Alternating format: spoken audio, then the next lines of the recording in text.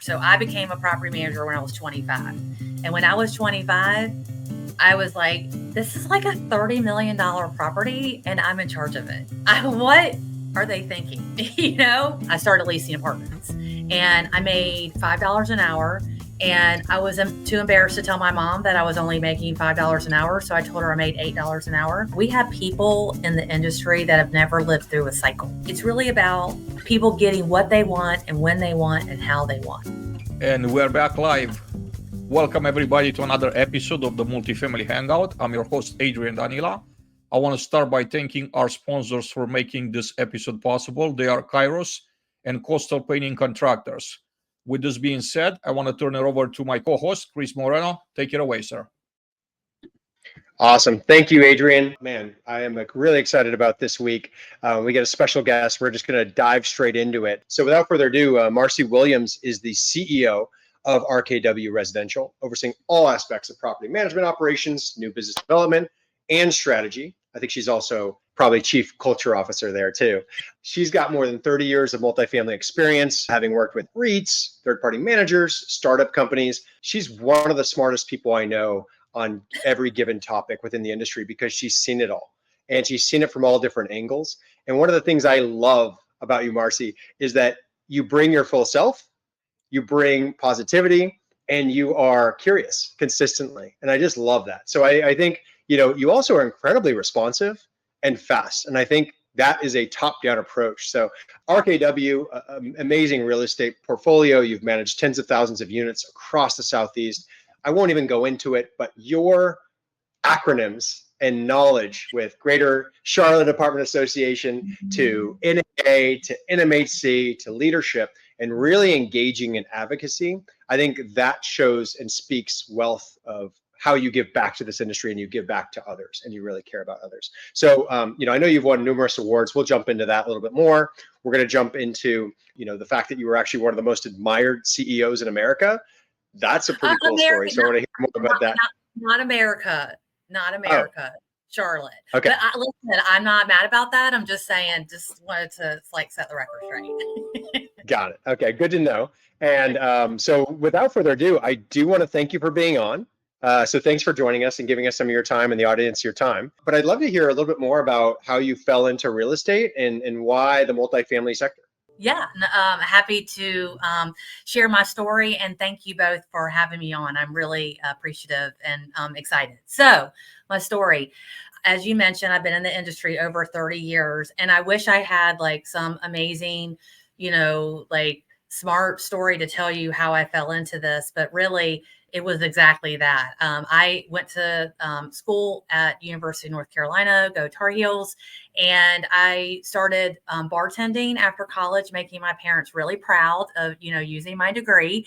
But I was bartending, and there was a gentleman who was in commercial real estate who came in every day, just a barfly, for lack of a better word. And he said, you know what you'd be really good at? You'd be good at real estate. And no one had ever said that to me. So he brought me this magazine, and it was the top 50 property managers in the country. And so I looked through that magazine and I just sent my resume out, and I got a job as a leasing consultant actually this year, August 23rd of 1991. So my true anniversary is coming up. I started leasing apartments, and I made $5 an hour, and I was too embarrassed to tell my mom that I was only making $5 an hour. So I told her I made $8 an hour.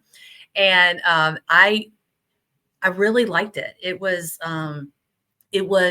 easy for me. And I don't mean to say that in a braggadocious way. It just took my natural talents. And I tell people all the time, when you have to find something that comes natural to you, that feels easy, and leasing felt easy to me, honestly. And so I started leasing apartments, and then I grew into assistant manager and a manager, district manager, and I've been with some fantastic companies along the way.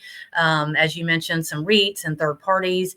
But I did leave that world to really start and grow RKW, which is where I am today. Put my thumbprint on something, and we started out at RKW. I joined in 2015, January. The company was founded in 2014 by the three founding partners. I came on as a partner in 2015, and just really wanted to put my thumbprint on something. And I came in as a president.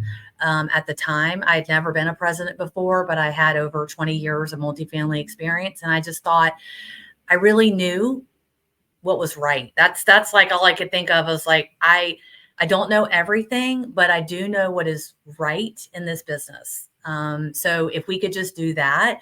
And I really started thinking about, if we just had the best people, we could get the best properties. And if we get the best properties, we can have the best people. And that's really where we came up with expert people, exceptional places. And then we were lucky. We sold the company to a fantastic company called Hello Alfred back in 2022, and really just infused a lot of technology into our platform. And so then I switched over to the CEO role, and that's it. That's the story. 30 some years later, here I am. Go back to that moment in time when your bar customer approached you that you'll be great at real estate. And Yeah. there's a reason for that. I wanted to first find out if you could remember what really made you, what was that spark that really made you think about, hey, like maybe this is for me, right? And then secondly, how can we take that moment and replicate it outside? Because we all have a story of how we fell in the industry. It wasn't an intentional thing. How do we turn that from like just something accidental to something intentional? Sure. I think the reason why he said I would be good at real estate is because I was good with people. And the challenge with that is that I didn't take a class in college on how to be good with people. It is what I think a natural skill set. And I always tell our teams, the people that are the best in real estate are the ones that had the best upbringing, the ones that you can't fake caring, you can't fake being sincere, and you have to be authentic. So when I think about going back to that moment of he said I'd be good at real estate, I always just thought it was because he thought I was good with people. Because as a bartender, you're making drinks and you're, shaking. I wish I could remember all the great drinks I made. Now I just drink vodka tonic. So I'm not really, I can't really have a claim to fame there. But I just really think that when you find something that you are naturally good at. I remember when somebody came in looking for an apartment, and this is a true story. It was probably within my first week. And although I'd had some training and, I kind of just went out there and started leasing apartments, and the person was like, I want to have a 1-bedroom and I want to have the apartment overlook the pool and, a corner unit. And we had that available. And I took him to that apartment. He's like, I don't know. I have to think about it. And without training, I was like, wait a minute, I don't understand. This is what I said. I don't understand. You came here and you told me you wanted to have an apartment on the corner overlooking the pool. And I just showed it to you. Why don't you want it now? And he was like, I guess you're right. I was like, yeah, it's just like being able to have a rapport with people. I don't know if I have 100% success with people all the time, but I do care. I am, Chris, you even said it, and it made me smile. Being naturally curious makes people successful in this business. It's not like, what am I doing and focusing on myself, but it's like, what is the rest of the world doing? There's a new property that opened up and I want to see it. I want to learn more. I want to hear more. And when I talk to people, I'm always like, make me smart. Tell me what's going on out there in the industry, because I look at people like the two of you. You have access to a lot of people and a lot of things that maybe I don't know. And I want to know. I want to learn. But to answer your question, how do I take that? How can you take that moment and replicate it? It really has to be something that's true and authentic to you. We have a lot of people, I've known a lot of people that might have a job title that might not fit with their natural personality or, what's easy for them. I'm going to say one more thing, if you don't mind. I mean, I went to Carolina to be a dentist. Okay. I don't know why I wanted to be a dentist. I don't know, what made me think I could, but I went to Carolina I was pre-dent. I mean, I was going to be a dentist, and I took chemistry, and I'm like, wow, this is really hard. And I made a C. It was the first C I'd ever made. And I was a freshman in college. And then I took the next chemistry and I dropped out. And I started thinking I probably could be a dentist and I could work harder and be smarter and be a dentist, but I wouldn't be a good one. And I took that experience going, well, what am I good at? What feels easy to me? What can I go in where I don't have to study, because it's something that I'm naturally good at. And actually, my degree is in journalism and advertising, which is not property management, but it is that people business, and it is like being curious and asking questions, and that became an easy major for me, which ends up, translating into a people business and helped me get to where I am today. That's awesome. As you mentioned about bartending, I was a bartender in Santa Barbara while I was at UCSB, Love and it. I love that job. It got me out of my shell, got me to understand sales and customer experience, and it was amazing the difference. Right? I would hear people complain about a 15% tip, and I would see like a 30% tip, and I was blown away. I was like, oh my gosh! If you're just nice to people, you take care of them, you're real and in the moment. You don't have Yeah. to complain. You can create your own world. And I'll never forget. So this is interesting. I'll never forget the person who taught me 20 years ago how to carry a tray, because I never could imagine that. And his name is Manny Telez. He taught me how to make drinks, how to serve people, how to treat people well. Amazing influence on my life. I'd love to hear from you. Who've been your biggest mentors or influences in the industry? Maybe name some names and maybe some of the lessons you've learned from them. I have run across so many people within the industry over my career. Some people that helped me get to where I am today. If naming names, I will say Lisa Taylor. She's with Greystar. She was actually she was my property manager when I was a leasing consultant. And she has an incredible work ethic. And she also has the ability she's serious when she needs to be serious, but knows how to like turn off that work and, go into her personal life. And she's really taught me how to have, I think, a great work-life balance, because she's a very busy individual.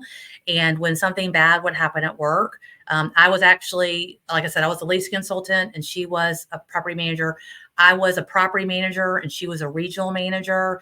And then when we worked together later, I was a senior director and she was a managing director. So I've worked with her for a very long time throughout my career, and bad things happen in property management. And she always had the ability to like assess it and react and not be dramatic about things. And I've always really appreciated that. I've appreciated her for what she's given me from a professional career. And she's also a personal friend of mine as well. Joya Pavese, who was our executive vice president of marketing and strategy, we've worked together and known each other since 2005. We were in different departments. She's been a big influence on me and a mentor to me, even though, we work together. I haven't like worked for her, but working alongside with her. She is dedicated and smart. And what I've learned from her is how to dig.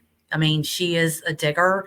She takes her job extremely seriously, but at the same time, her professional attitude, sometimes her vernacular and the way she speaks, I like to listen to her. She is in marketing, so she helps me a lot when I say stupid things. She helps correct me.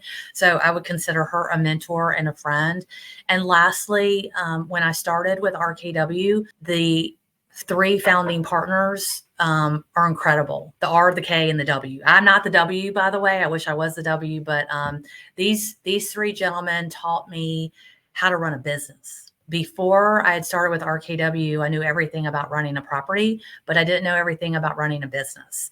And they all had different skill sets. I mean, one was more on how to get customers and how to get clients. The other one was how do we set up our 401k and how do we, take care of our team members with the right insurance package. And the other one was like right in between. So I could call him. They just were like my brothers and extremely caring to me. And if you've heard anything I've said over these past few people, it's about caring. And when you care about somebody personally, it makes a difference in their life and in their career. And all of these people have really helped teach me and help guide me on caring about the right things in life, and not focusing on the negative. Because listen, property management has a lot of negativeness to it. There's bad things happen all the time in property management. And I have a motto You ask anybody, and I'm always like, they're like stressed out. I'm like, is anybody dead, or is the place on fire? And they're like, no. I said, well, we'll deal with it. But sometimes people do die, and sometimes the place does burn down in property management. And those are bad days. And we handle those too. But we have to be able to roll with the punches. And I've learned that from all of the people that I've mentioned, that your job is serious and it is important, but at the same time, it can't take over your life. You have to have the ability to, break away when you need to break away. A lot of people talk about work-life balance. Is it shutting it off at 5 o'clock, or when is the right time to shut it off? And throughout my career, it's been different times. I mean, when I started with RKW and I started as a president, I was working constantly, you know what I mean? And then it slows down. And then, but when I was but that's okay, because I wanted to. It wasn't about that I couldn't go see my son, play lacrosse, or my daughter in the marching band. I would never sacrifice any of that. And I never had to. Those were important to me, but working till late, or, getting yelled at by somebody, that's part of the business. But knowing that you do have a job, and when you care, that's how you can be most effective, is what I've learned from those mentors throughout my career. Marcy, you just shared with us lessons that you've learned about how to manage a business. I want to ask you specifically, what are some great lessons that you've learned in process of scaling businesses? You've been with a business at point A, and point B was like so far away. When you look behind, it's like a dot on a map. Looking at the globe, and it's a dot on a map. What are some lessons that you've learned from scaling businesses and scaling portfolios? Having allies is probably the number one way to be successful from a scaling perspective. Here's an example of that. So when I started RKW, I knew a lot of vendor partners, and I call them vendor partners, not just vendors. And I knew a lot of people in the business who I told them that I'm going to commit to you if you commit to me. For example, I know we have 184 units, and the company I just came from has 400,000 units. Okay. So I know I can't get pricing of that way, or I know you can't maybe provide training XYZ, but what I need is for me to be competitive from a pricing standpoint with my other competitors. I need to have a fair price. And I can tell you, if you can work with me on the price and service, and I knew these people would give me great service, then I will commit that you will be my one vendor partner in this category, and I will treat you fairly, and I need you to do the same. And that's having allies in the business to be able to scale. So we were able to get the right vendor partners to service our assets and our team members in order for us to scale and grow. So that's number one. Number two is it's a people business. It's always been a people business. And going outside of just your company and trying to recruit from within, it's going to the apartment association or IREM or NMHC. It's going to these other organizations and dedicating and devoting your time and resources to those organizations and being able to network within those organizations. I would say you can't just be a taker, you cannot scale by being a taker. You have to be a giver. It is imperative. And I knew that I've always been involved in the education of other multifamily industries. I've taught the NAA classes, and I've done a lot from scholarships and things of that nature, been on boards. But in order to scale, again, you can't just take, you have to give. And lastly, it's about coming up with the foundation of what you want your organization to be. And we call our foundation the essential truths, and sticking to those essential truths. I mean, we value the brilliance of others. We deliver results that matter. We give back to our community. These are things that I personally believe that I want to be a part of an organization that people believe those same things. And we established those essential truths really early within the organization and made sure that our team members understood that, and that's what they live by. So it's really finding right vendor partners. It's about giving and not taking, and it's about establishing the foundation of what your company should be in order to scale.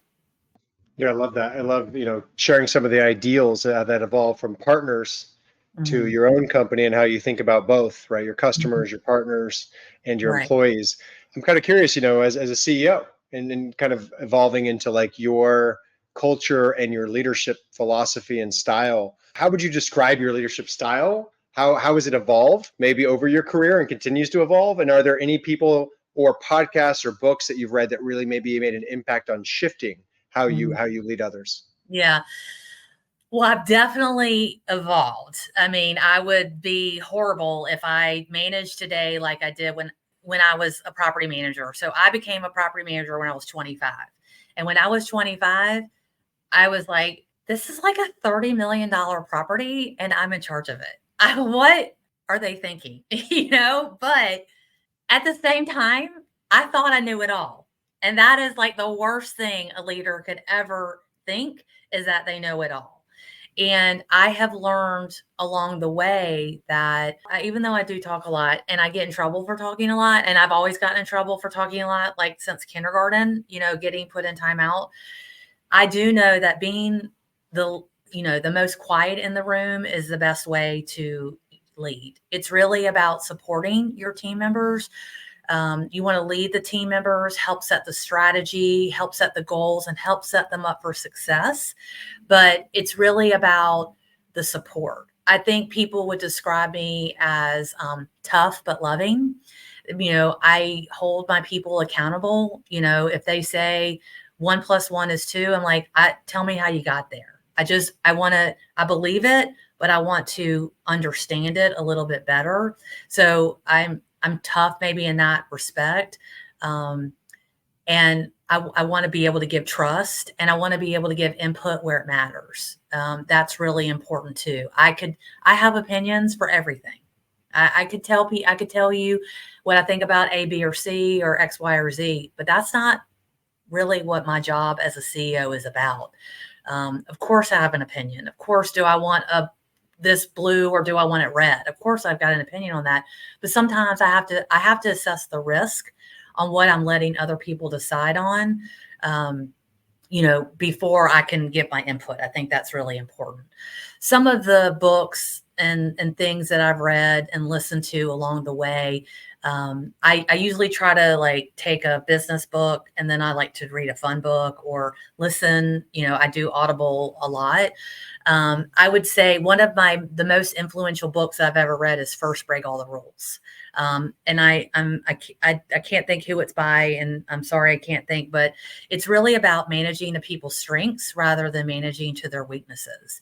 I read that one when I became a regional manager. I actually had a property manager and I'm a morning person. So I like to get up early and I like to come in to work, and I like to be at her property at 8:30, and she could never get there on time. And I said, well, I was so frustrated. I'm like, why can't you just come in early? But she was not a morning person. So I had to realize her strength was not really the morning, it was the afternoon. So I had to adjust. I mean, the book, right, is by Marcus Buckingham. It's really a great book and I've really enjoyed it. I actually, before I became the CEO, I would say the last year I was the president of RKW before I moved into this position. I actually had a coach, and his name is Jamie Ramsden, and he just wrote a book, Just Do It. And he's fantastic. He was great for me. He did like a 360 review from the people, my direct reports, and he helped me understand like what they thought of me and helped me guide that I don't have to be a part of every decision. I need to be a part of the beginning of the conversation, check in the middle, and then at the end to monitor the results, but not to be a part of every process. So I would say those are really good. The perception might be like a woman CEO might be reading women power books or, how to lead as a woman. But I really have just focused more on, leadership styles in general. And, listening to podcasts like this, listening to what's happening in the industry. And I do like Girl Boss. I mean, that was a podcast I used to listen to a lot. It was a lot of women CEOs and women founders that I did find that interesting. But with that said, I like to really just focus on leadership in general and not just a leadership for one or how a person should lead as a woman or, in the South or, in the industry, whatever that might be. I just like to focus on it holistically. And now a word from Dean Fungawing, founder and CEO, Kairos. Think about it. That can't be a false alarm. You never want water behind that wall, right? Because historically they have to tear that wall out because it's dark, it's damp, it's cold, right? And you got hot, moist water with steam coming behind the wall. It's just like the perfect recipe for organic growth. And so they just got very serious about solving that problem. And for them, they could, instead of just having this massive capital budget request for like changing every water heater, every recirc pump, going through this massive disruption, they could tackle them one at a time. Boom, boom, boom, boom, right? It's safe to say that they got an ROI like very, very quick. And because our solution costs nowhere near $200,000. So they were happy. Marcy, I want to go back to what you were saying before about picking the right partners, the right service partners. And good part of our audience is vendors. And, they want to hear from someone like you. A question that, I get often to ask our guest is, what does it look like? What's the ideal conversation with a vendor, with someone that, wants to become a vendor? How can they get in front of you? How can they impress you to say, we give this company a chance. I think we want to work with them. We want to try them out. What are some things that, if you were to coach me, right? I have a meeting with Marcy right now within the next 30 minutes. And we have a couple of minutes on a very fast-paced environment. We have a couple of minutes for you to coach me so I could impress Marcy. What would those 2 minutes be like? I would say to focus on like a property at a time rather than what you can do for the company. Here's an example. I have a lot of people that will say, we provide XYZ service and we can save your company, $3 per unit per month. And if you multiply that times your units, you're going to save $1.5 million. And I'm like, whoa. I can try it. Let's try your service. And let's try it on these 2 properties. I just had a conversation with a vendor yesterday, actually, who we had been talking for a really long time. And I've known this gentleman for quite some time. And, he's genuine, he's nice, and he doesn't try to upsell me. He's not greedy. Does that make sense? I mean, vendor, it's not like, okay, we want to do this and we could roll it out on all your properties. And it's like, no, we have to test it. We want to go through a pilot process, and then assuming that it works, then we can go to phase 2. And assuming that works, we can roll it out to region 1 or region 2. Like, being patient, which is hard, is probably one of the things that I admire most when it comes to vendor partners. And again, nobody's greedy, but they're just trying to jump from A to Z. And I think it's important just to say, I believe enough in my service that if you test me out on 3 properties or 5 properties, you'll be satisfied. And let's make sure I get it right so we can move on. That's really important. A lot of people will talk about their vendor, their service. And honestly, I wouldn't be talking to a vendor if I didn't think they had good service. You know what I mean? I would have already checked you out. And again, it's good to talk about the service but it's more important about the people that will be working directly with the properties. All I really want is our property managers to be happy. That's it.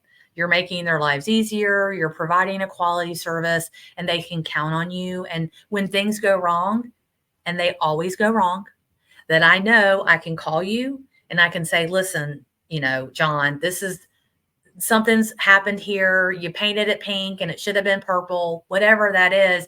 I know you're going to take care of me, because I can give you so many examples of when I've been able to call the owner of the company and say, you got to make this right.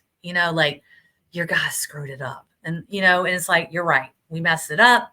We're going to come fix it. And that's like the biggest thing to me, to know. I am also never impressed when somebody tells me that I work with the largest management company. I'm like, I don't care. I work with company A, B, and C. I really don't care. I might want to get a reference, or I'd rather say I work with this person. I work with that. I'm just not impressed with, we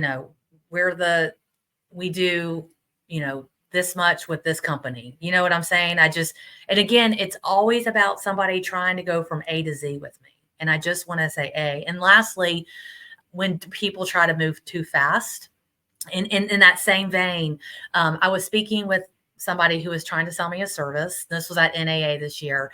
And they brought kind of like their big sales manager to come and speak with me. And he's like, what do we got to do to get your business? I'm like, okay, first of all, I'd like to talk about your product a little bit more.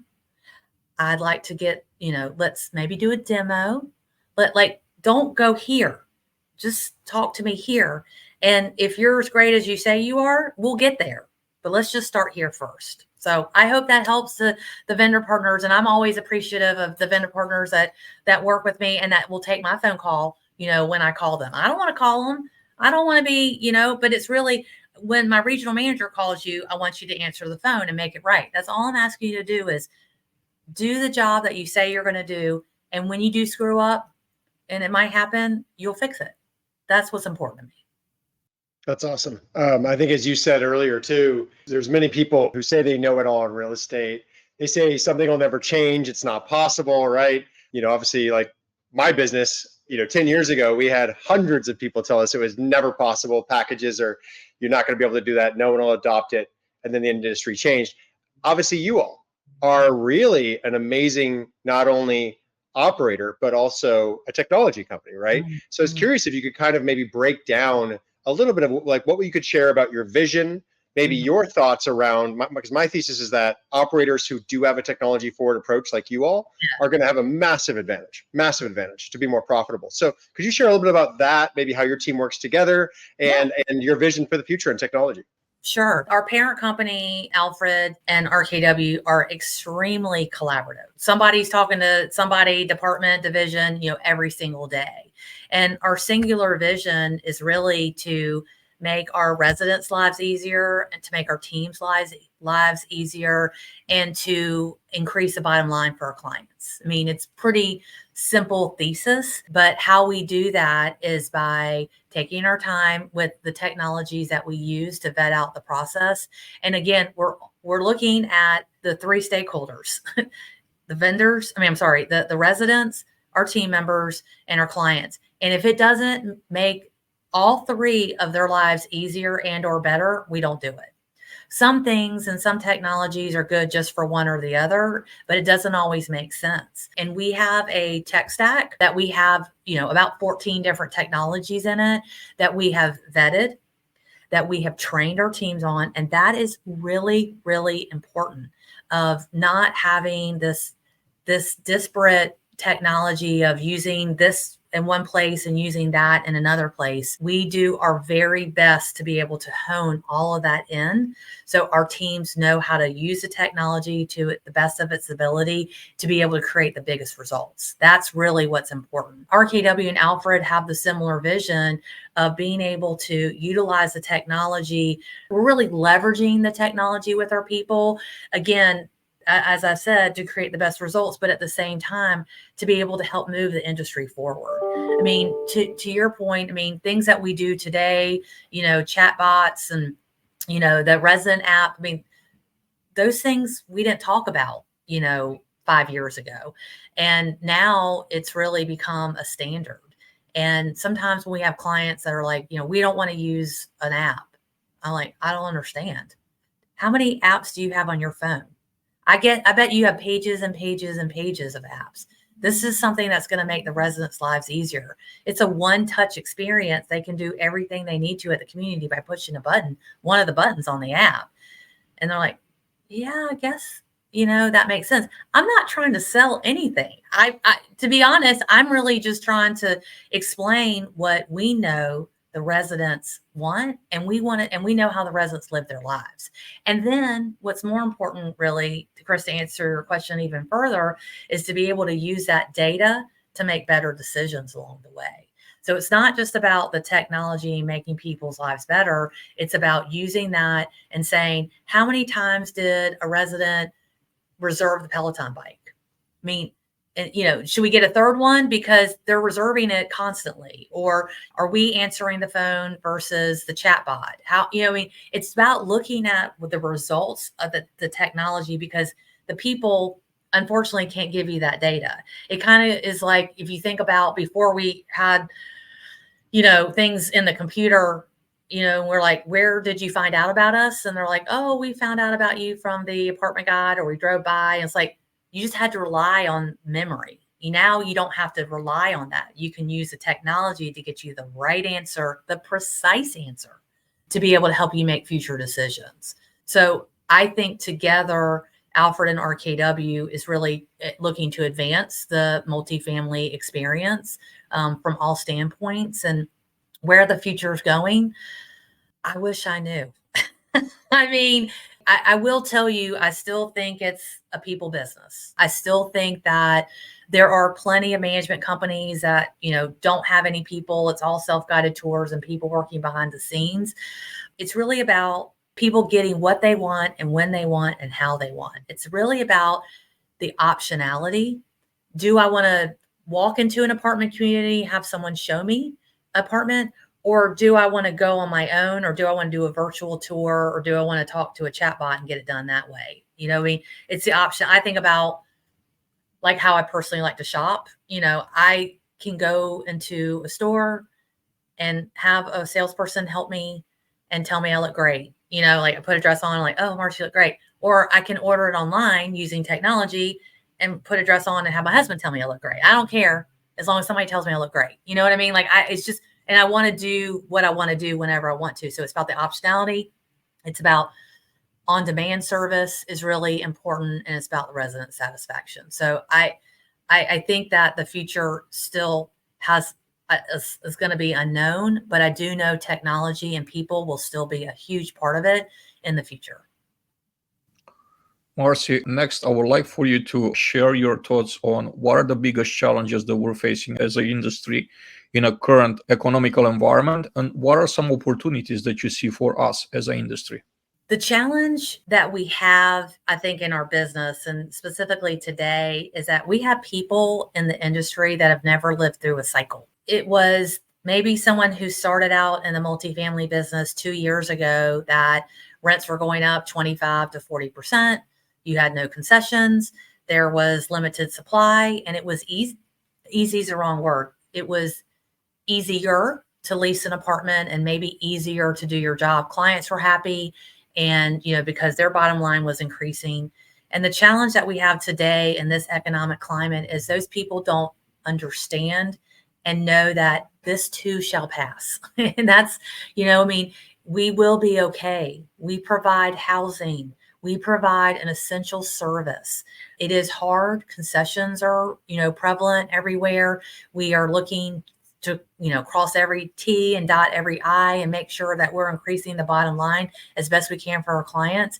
And it feels hard right now.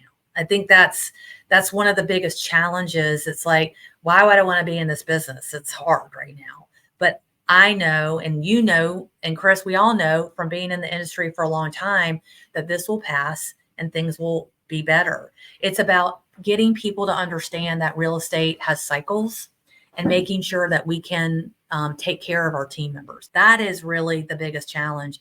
I think we always have challenges recruiting, and that's always a thing, but it's really about making sure that our team members understand that what they're doing today is so important, and understanding that it's not always going to be this hard. It will get better in the future. Love that. I've heard that so many people about, you have to be going through cycles. You have to be able to know this too will pass. So I love the drops you're leaving with us. So something I want to call out. I know you're humble, but I want you. This is your chance to brag and to share. You're so involved locally, nationally with NMHC, NAA, Charlotte. I think you've received some amazing awards and accolades, including Most Admired CEO, as you mentioned in Charlotte. Out of these accolades you've received, which one are you most proud of and why? I would say I was inducted into the Education Hall of Fame through the GCAA, the Greater Charlotte Apartment Association, last year. And there's like a bronze plaque with my head on it, like against the wall. I mean, that was kind of crazy to see. I really have dedicated besides leasing apartments and, specifically to the companies I've worked with, I have dedicated my career to the apartment association and education. I was one of the founding members of the Apartment Association Education Foundation, and that was to help raise money for scholarships and to advance the industry as a whole through education.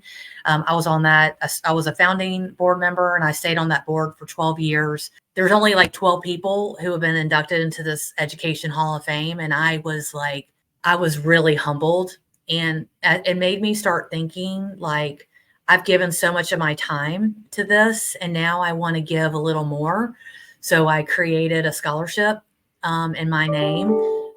It's the Marcie Williams Educator Excellence Award, and that helps fund the advanced instructor training for an individual every year through the Greater Charlotte Apartment Association to be able to send someone to that advanced training. I like speaking in front of people, and I'm always like happy to get in front of an audience. But when I got up to announce that scholarship, I was like shaking. I was like, it was like the most personal thing I'd really ever done. I'm really, really proud of that, being inducted to that Hall of Fame, because it wasn't about my company. It was about me personally. And although I have won other personal awards, this one was like really meaningful for me.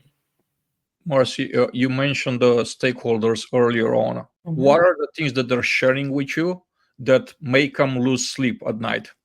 What are clients sharing with me? Yes, that don't let them sleep at night. What are their major most top concerns? What are the clients' concerns? What are they losing sleep over? It's probably the same thing I lose sleep over. I mean, the client has goals. They have investors, and they have a strategy that we have to help execute. They want to lease up the property, for example, and then they want to sell it. And when they can't sell due to the high interest rates, or the velocity of that property is slow because of what's happening, of oversupply, I lose sleep over that. But they lose sleep over it because they probably signed their name, to a loan document. They have the ultimate financial responsibility, and I always have respected that. And they are losing sleep because they have to say, my loan is coming up and I'm going to have to extend this loan, or I'm going to have to get a bridge loan. That's real serious. I worry about that for them, and I want to perform to meet their goals and to meet what their strategy is so they can do what they want to do. I mean, there's nothing more satisfying than like we have like an owner, like a single developer that's like going, okay, I want to build this one property, and then we manage it, and then that individual sells it, and then they get to go take their family on a vacation. Like, that's really sad. Like, we have to think about that. It's not our checkbook, it's their checkbook. And I'm sure they lose sleep over that every single night. The last thing I want them to lose sleep over is what the management company is doing or not doing, right? I mean, our job is to perform and give them one less thing that they have to worry about so they can go on to their next project and build more and buy more. I'm sure they're losing sleep right now, and I feel I'm very empathetic for what's happening, and we're doing everything we can as a management company to make sure they can rest soundly. That's great. And I think with the scholarship you mentioned, I know Alex Jacque also does that. I'm sure you know Alex, but I'm kind of curious on this topic, thinking about opportunities to get in the industry. Some universities have started to have programs, but I'm kind of curious, like maybe from a standpoint of what advice for these people coming out of college or thinking about their career, maybe they're in a different place than they're in the audience. What advice would you give to these young professionals, maybe in particular women, about how to advance and how to find the right career in multifamily real estate? Yeah. I mean, it is really about getting involved in the industry and your company, right? I mean, your company might have tuition reimbursement. Your company might pay to let you go to a specific trade show, or if not, then it's about investing in yourself. And it really is. I mean, everything I've done, since I've started my career, I have been fortunate that the companies I work for believe in those organizations, taking the classes, even from a maintenance perspective, and going to the community colleges to learn a trade, the apartment association that, I work with the most. I mean, we try to recruit from that. Because you don't always have to have a college education, in order to go into this industry.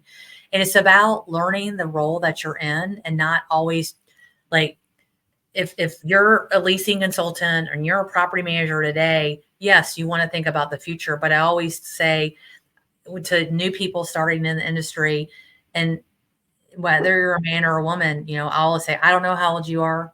And they might say, oh, I'm out of college. I'm 22 or 23. I'm like, well, think about it. You're going to work until you're probably 63. And that's 40 years. You have a long career ahead of you, and you're not going to accomplish every goal. Your career doesn't just go up. It doesn't just do one thing. It's up, it's down, it's sideways. It's a lot of different ways. It's about taking chances, but it's about being smart and educating yourself and really learning the business. I mean, I go to conferences. Chris, we see each other at conferences all the time. I go there to socialize and network, but I go there to learn.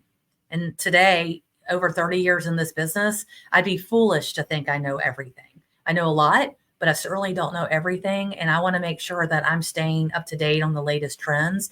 So it's about being nimble, leveraging the organizations, leveraging the industry organizations, but also if you're not good at speaking, going to Toastmasters.